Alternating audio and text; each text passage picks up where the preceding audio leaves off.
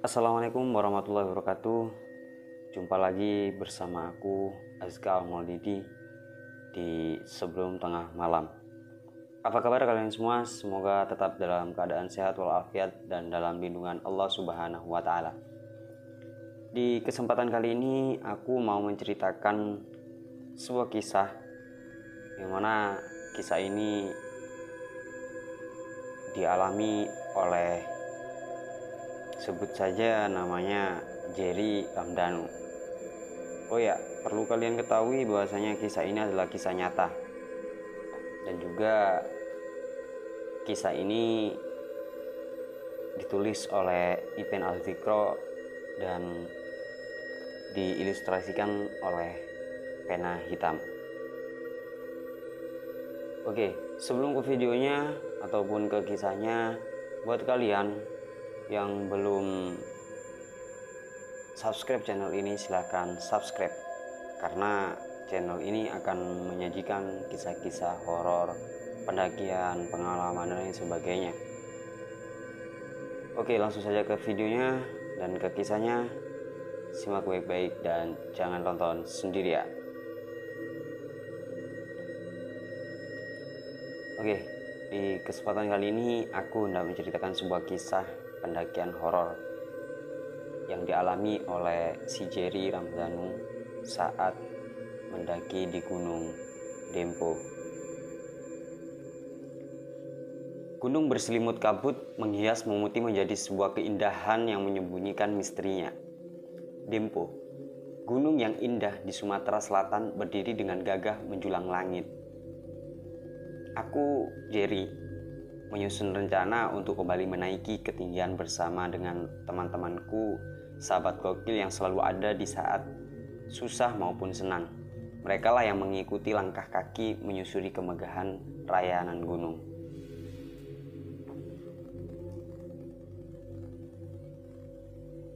Muara Enim, 23 Juni.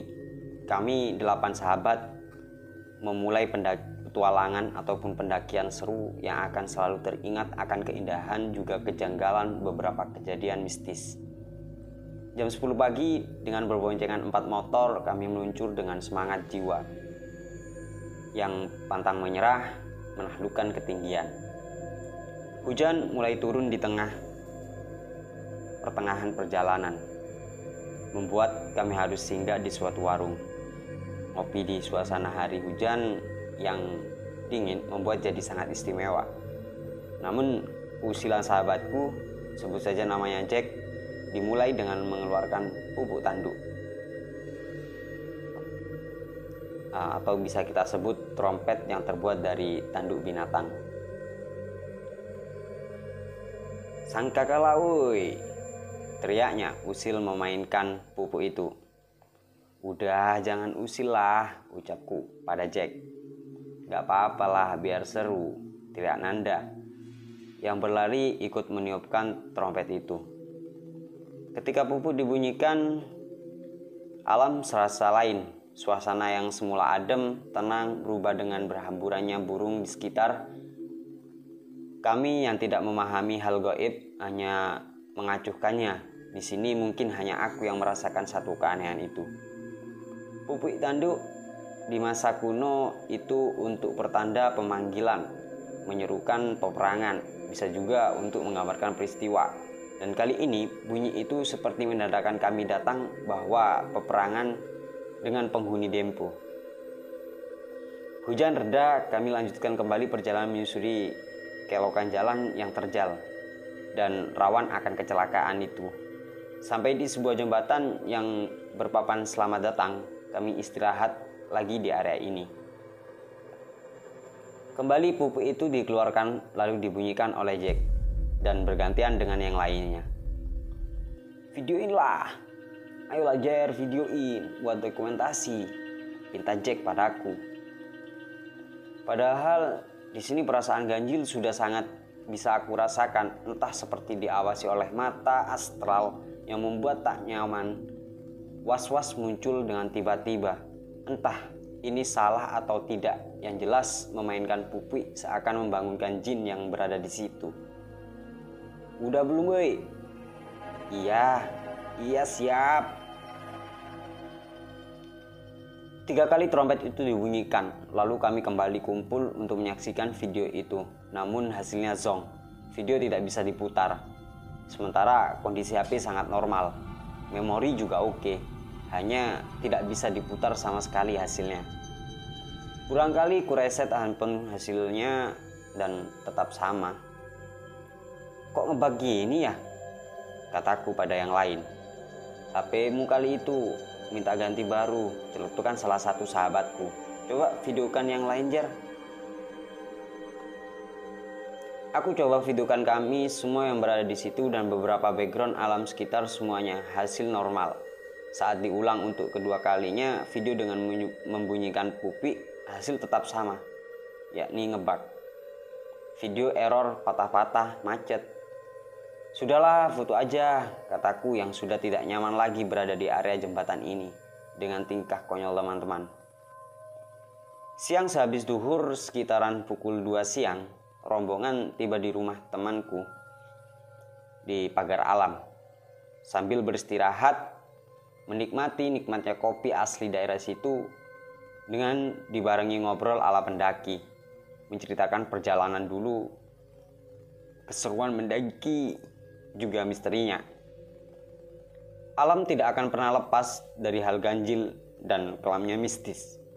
Karena alam keelokan yang menjadi sumber para demit. Kita yang mencintai alam maka akan paham jika kita sangat dekat dengan mereka tanpa jarak. Pada mau naik gunung ya, Kak? Tanya kakek dari sahabatku. Iya, Kek. Mau mendaki gunung, jawabku. Cuaca sedang tidak bagus, jangan naik, imbuhnya. Kami hanya saling pandang mendengar ucapan itu. Sudah sampai sejauh ini, kalau sampai gak jadi muncak, kan rugi banget. Hanya itu yang keluar dari dalam batin. Beno sudah siap menenteng carrier. Beno yang sudah siap menenteng carriernya mulai mengajak kami berangkat, takut kemalaman di jalan saat naik. Ben, kalau mau naik sebaiknya besok saja. Kakeknya mengingatkan kembali. Lah, gak apa-apa kek, pelan-pelan naiknya, jawab Beno. Di atas badai, juga penunggu gunung sedang ada pesta. Kalian kalau memang nekat naik, sebaiknya sebelum gelap, jelas kakek pada kami. Semua yang hanya mengiyakan nasihat orang tua itu.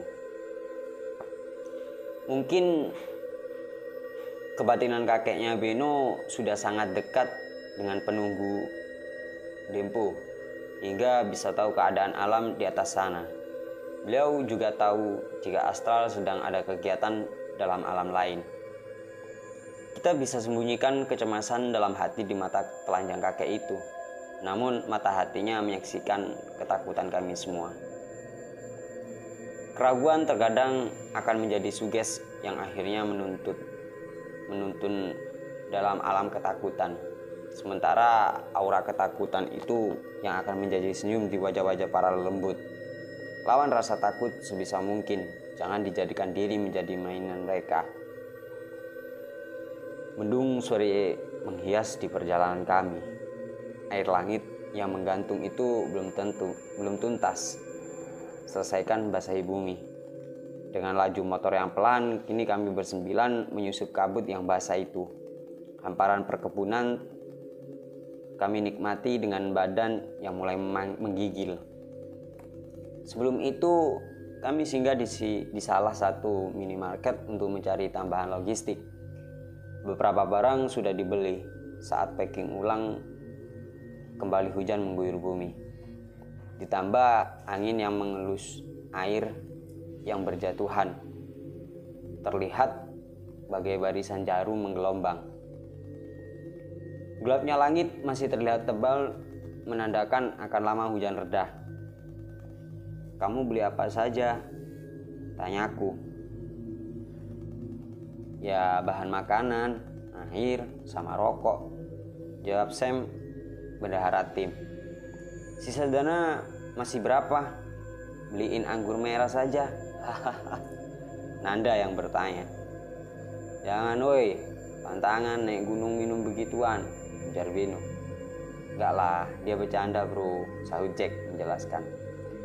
Akan menjadi salah satu peraturan jika dilarang membawa atau mengkonsumsi minuman beralkohol selama melakukan pendakian di gunung manapun. Karena akan sangat berbahaya jika kehilangan akal sehat selama masuki belantara. Walau tidak sedikit, masih sering ditemui pendaki yang demikian. Dalih untuk menghangatkan badan tidak sebanding dengan resikonya. Ya, tentu saja sangat berbahaya.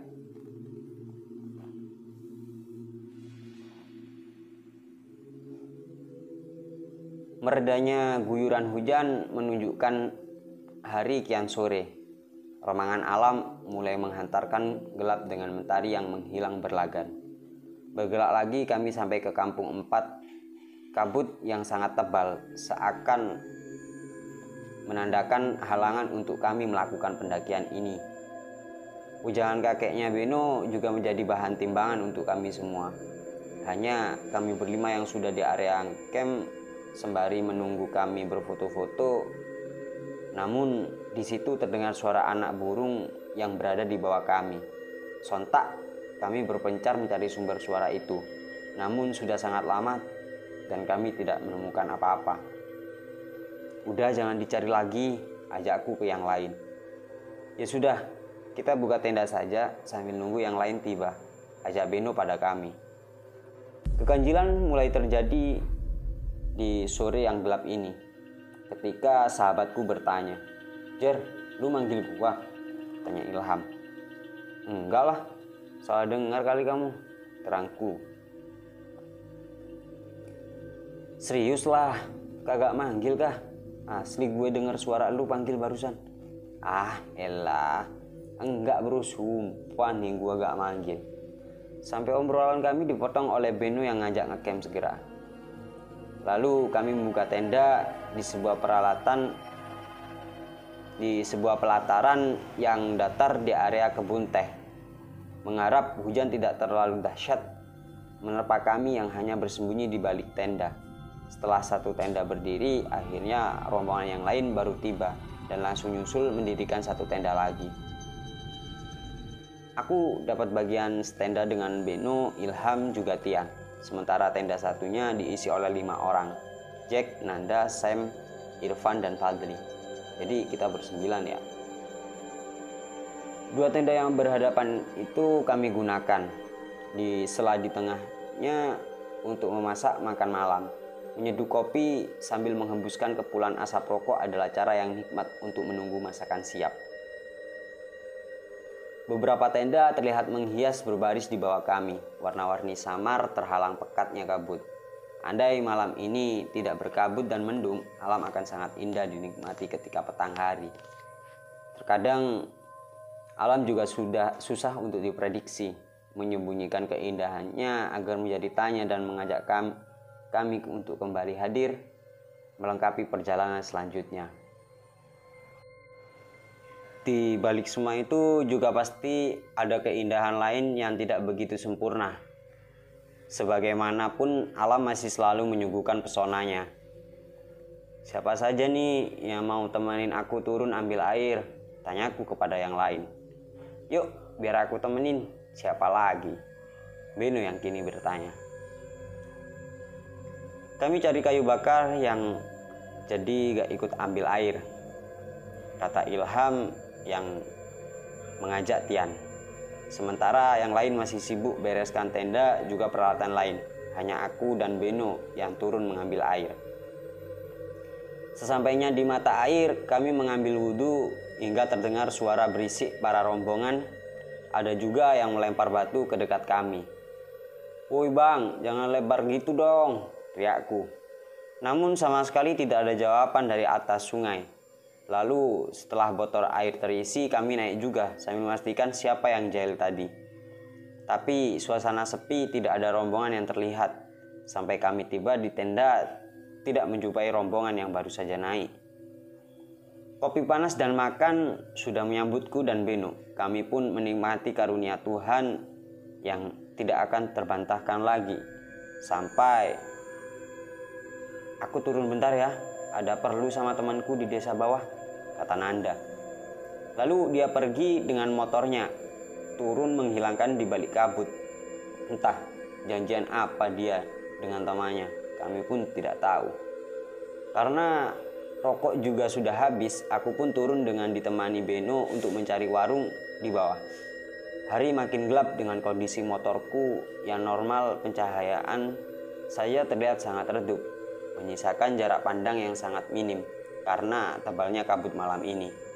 Terkadang satu kesalahan akan berujung hal yang sangat fatal. Sebisanya sebagai manusia yang membawa diri harus bisa menempatkan diri. Yang terlihat wajar buat manusia belum tentu jadi kewajaran bagi makhluk lain. Malam berkabut, jalanan sepi tanpa terlihat apapun.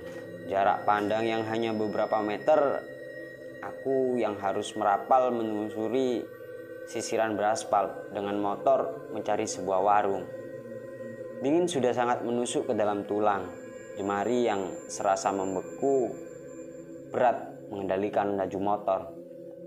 Tidak heran jika banyak terjadinya kecelakaan dengan suasana alam seperti ini. Karena mata susah membedakan mana jalan atau jurang. Harus sangat berhati-hati. Menuruni curamnya jalan dan tikungan yang tidak terduga akan adanya kendaraan lain dari lawan arah. Sebuah warung kecil masih buka, kami singgah untuk membeli rokok. Kamu gak beli apa-apa lagi? Tanya Beno. Gak bro, beli rokok saja 2 bungkus, jawabku. Ya sudah, biar sekalian gak bolak-balik lagi, terang sahabatku ini. Gak lah, ini saja. Memang kamu gak cari apa-apa buat besok naik ke puncak? Kini aku yang bertanya. Udah enggak sih, semua masih ada kelengkapanku. Sejenak kami beristirahat mengembalikan kondisi tubuh sebelum kembali naik ke atas, duduk di depan warung dan menghisap sebatang rokok untuk mengusir dingin.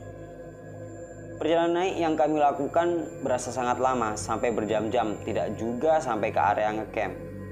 Bahkan teringat jika sudah melewati satu area berulang kali, sampai menemukan satu rombongan pendaki yang tengah berjalan naik. Bang, mau ke kampung 4 ya? Tanyaku menyapa. Iya, kenapa?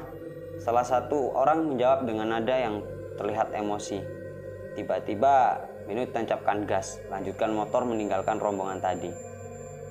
Kenapa sih? Tanyaku. Kamu gak perhatikan tadi? Wajah mereka semua kayak mayat, pucat banget bro, jawab Beno. Hah? Aku gak begitu perhatikan bro. Sudah, bismillah saja. Setelah kami baca basmalah dan berdoa gak sampai 5 menit, kami sudah tiba di pelataran tenda. Memang terlihat sangat menakutkan wajah-wajah tadi. Setelah kembali aku ingat. Di sini akan ada yang saya skip sedikit dari kisah aslinya untuk menjaga beberapa privasi pendaki dan menjaga nama baik dari alam Tempo itu sendiri. Singkat cerita, ketika fajar menyingsing, mentari terlihat bersinar cerah, menggantikan malam yang diguyur derasnya hujan berkepanjangan. Kabut mulai berangsur mengurang hingga menyisikan halangan putih yang tipis. Aktivitas telah terlihat oleh beberapa pendaki lain. Di sini kami 9 orang hanya memilih santai menikmati hangatnya kopi dan sarapan pagi. Rencana siang ini pendakian hanya akan dilakukan oleh kami berlima saja. Yang 4 orang terpaksa turun karena hal semalam yang membuat kami tidak bisa mengajak mereka melanjutkan pendakian. Tentunya dengan rundingan juga kesepakatan bersama untuk menghindari resiko yang akan tim tanggung. Kami setelah berpisah dengan 4 sahabat, kini menyisakan aku, Beno, Jack, Sam, juga Ilham untuk meneruskan langkah. Dengan berbagai obrolan dan bahasan kami memulai petualangan ini dengan doa yang dipimpin oleh Beno sebagai kepala tim. Aku di bagian depan, sweeper yang dipegang oleh Sam. Akankah perjalanan mereka baik-baik saja dan tidak ada halangan apapun? Kita saksikan di part selanjutnya. Jadi bagaimana menurut kalian? Apakah cerita ini sudah membawakan suasana yang horor dan menegangkan? Silahkan tulis di kolom komentar. Mungkin itu saja yang dapat aku sampaikan. Kurang lebihnya mohon maaf yang sebesar-besarnya. Akhirul kalam, assalamualaikum warahmatullahi wabarakatuh. Sampai jumpa di video selanjutnya.